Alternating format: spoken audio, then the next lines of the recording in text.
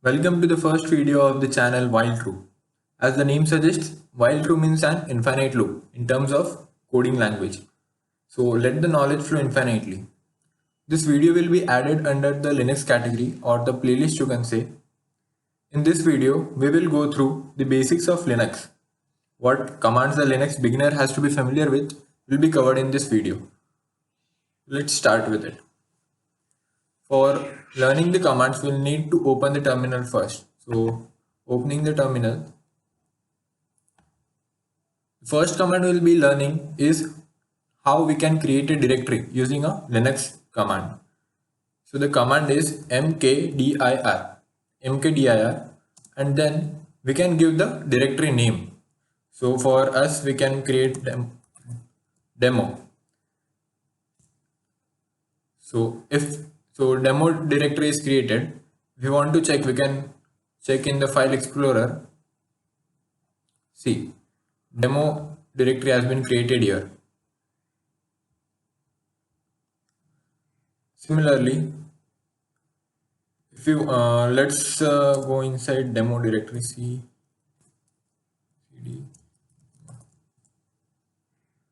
Let's create the sample directories here for just dummy directories using the same command mkdir dir underscore 1 mkdir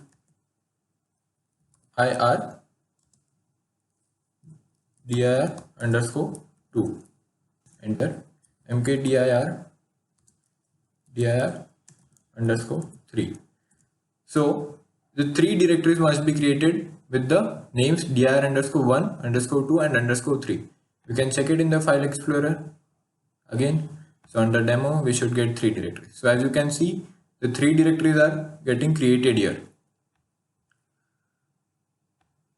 Next command we'll be learning is cd. Cd command is used to traverse in between the directories. Suppose we want to go inside directory 1. So we'll use cd dir underscore 1. So now as you can see, we are inside dir underscore 1. If you want to go one step back, we can do cd space double dot.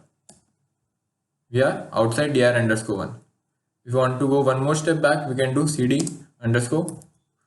space dot dot.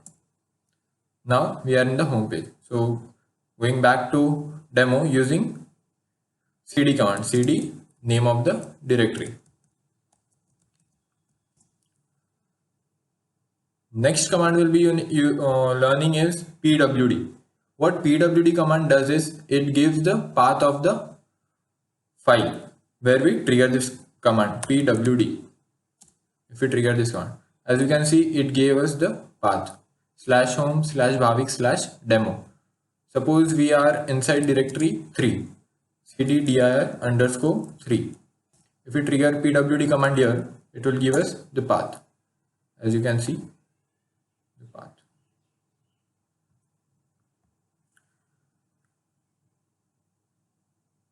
Now the next what we'll be learning is how we can copy files from one location to another location. So for that thing, let us create the files first. So we'll open the text editor and we'll just write your content will write as file 1 content. We'll save it. We'll save it inside demo, inside directory 3 as file 1. We'll save. It has been saved. So let us create one more file, Control N. We'll write it as file 2 content. So we'll save it in directory 2. So inside demo directory 2. Here we can save with the name file 2. Okay. So now we have file 1 and file 2. We'll close this editor. Currently we'll go back to directory 1 cd dir 1. If we want to list down contents here, what all the files we have in dir1, so we can use the command ls. ls command will give the files inside dir_1.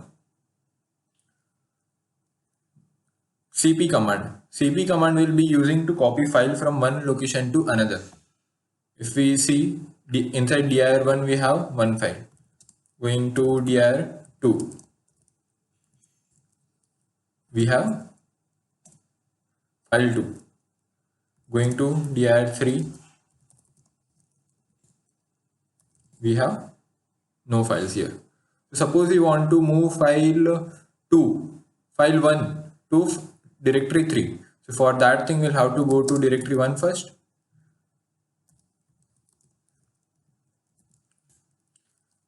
We'll use cp command, cp source. Source will be file 1.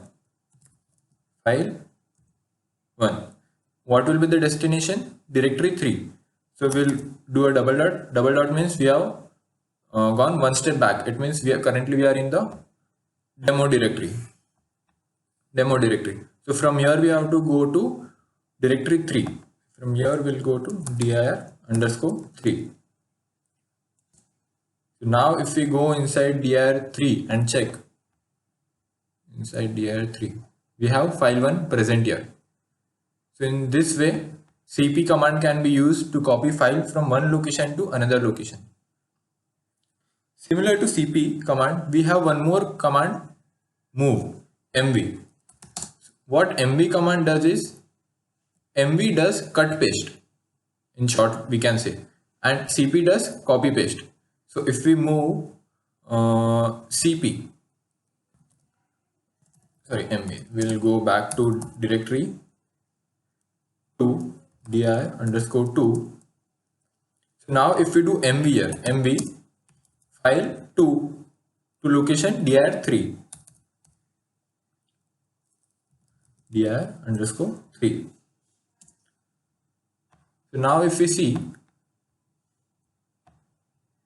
demo, inside demo dir1 we have file 1 because the file was copied to dir3 and not cut pasted.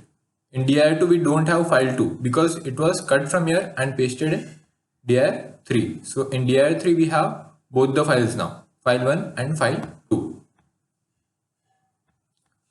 This was mv command. It means move. It moves file from one location to another location and removes the file from the source location. Upcoming next command is sudo. What sudo command is? Sudo su. What this command does is it takes us to the root directory, root users. So where we can use the system files or we can edit the system files. Sudo su. It will ask for the system password. We'll enter the password. So now as you can see this hash, it denotes that we are into root directory. We are using it as root user. We'll come back. We'll use exit command for that. So now we are back to the normal. From this symbol we can check, see. Suppose we want to check the internet connectivity in the system. So for that thing we have one command. For that command is ping, and here we can put IP of any of the website. Suppose we use for Google. So for Google it is 8.8.8.8. So as we can see here, the packets are transmitted and received here. It means the net is working fine, and this thing we can see there is 0 packet loss, 0% packet loss. Suppose we turn off, disconnect the internet here, disconnect. Now it is disconnected. Now if we trigger this ping command, it will say network unreachable. In this way, ping command can be used to check the internet connectivity of the system. We'll connect it back.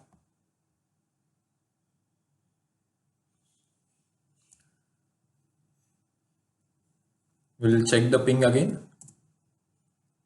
Yes, the packets are transmitted and received with 0% packet loss. It means net is connected.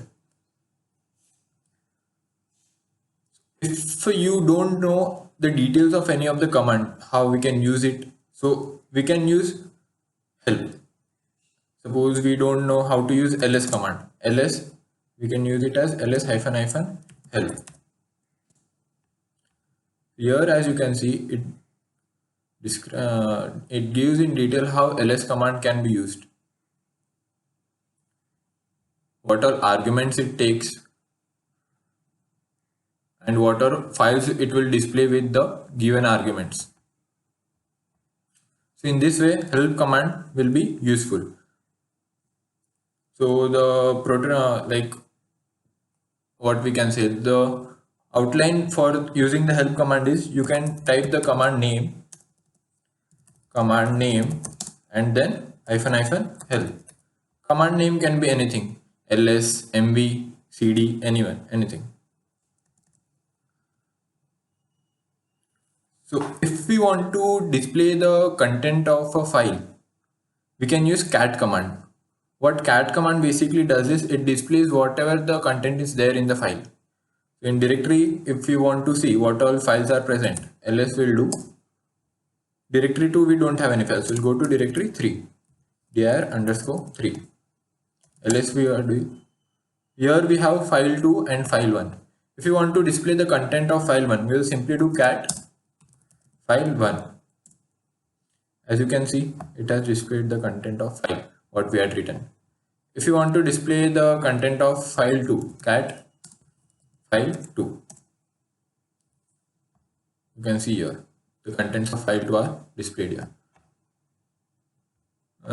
If we edit these files inside dir3 file 1, if you open this,